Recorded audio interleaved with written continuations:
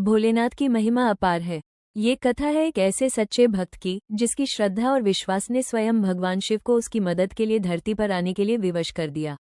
बहुत समय पहले हिमालय के पास एक छोटा सा गांव था जहां निखिल नाम का एक गरीब लड़का रहता था।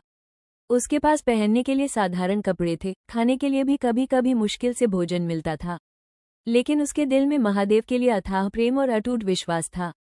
हर दिन वो सूर्योदय से पहले उठता, पास के जंगल में जाता और वहां स्थित एक पुराने शिवलिंग पर जल अर्पित करता।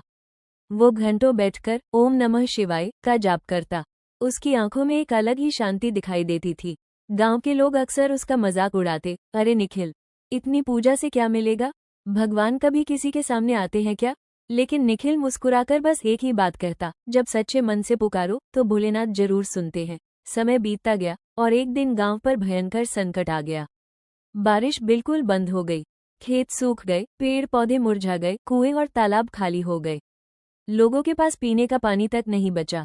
पशु मरने लगे और लोग भगवान को कोसने लगे, अगर भगवान है तो हमारी मदद क्यों नहीं करते? इतनी पूजा पाठ का क्या फायदा? लेकिन निखिल का विश्वास जरा भी नहीं डगमगाया। उसने ठान लिया, जब तक मेरे गांव में बारिश नहीं होगी मैं रोज शिवलिंग पर जल चढ़ाऊंगा, चाहे मुझे कितनी भी दूर जाना पड़े। अब उसका सफर और कठिन हो गया। उसे कई किलोमीटर दूर पहाड़ों के बीच एक छोटी सी धारा से पानी लाना पड़ता था। रास्ता पत्थरों से भरा हुआ था, कई बार वो गिर जाता, उसके पैर छिल जाते, लेकिन वो रुकता नहीं था। एक दिन वो इतना थक गया कि चलते चलते गिर पड़ा। उसके हाथ से पानी का पात्र छूटकर जमीन पर गिर गया। उसकी आंखों से आंसू निकल आए।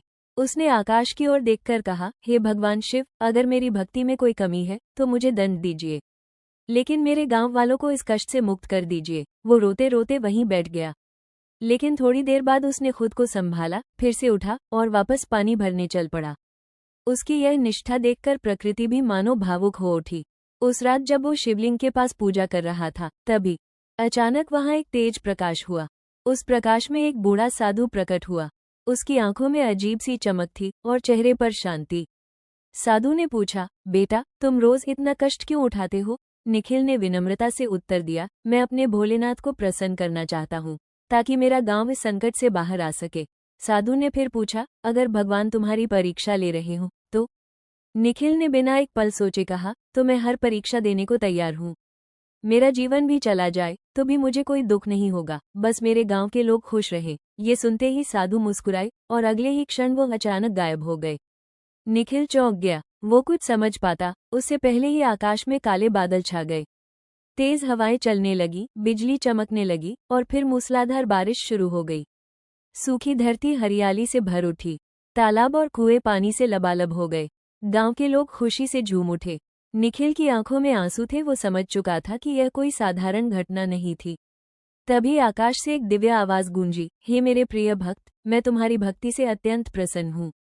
मैं ही तुम्हारा महादेव हूँ। निखिल जमीन पर गिर पड़ा और हाथ जोड़कर बोला, प्रभु, मुझे आपके दर्शन मिल गए, यही मेरे जीवन का सबसे बड़ा सौभाग्य है। भगवान शिव प्रकट हुए और बोले, तुमने कभी अपने लिए कुछ नहीं मांगा, तुमने हमेशा दूसरों की भलाई के बारे में सोचा, यही सच्ची भक्ति है। उन्होंने आगे कहा, जहाँ निस्वार्थ प्रेम और सच्ची श्रद्धा होती है वहाँ मैं स्वयं उपस्थित होता हूँ। इसके बाद भगवान शिव अंतर्ध्यान हो गए। उस दिन के बाद गांव के लोगों की सोच बदल गई। उन्होंने समझ लिया कि भगवान को पाने के लिए दिखावा नहीं बल्कि सच्चे दिल की जरूरत होती है। निखिल का जीवन भी बदल गया, लेकिन उसकी सादगी और भक्ति पहले जैसी ही बनी रही। वन कथा की सीख सच्ची भक्ति में शक्ति होती है। जब इंसान बिना स्वार्थ के भगवान को याद करता है तो स्वयं भोलेनाथ उसकी मदद करने आते हैं।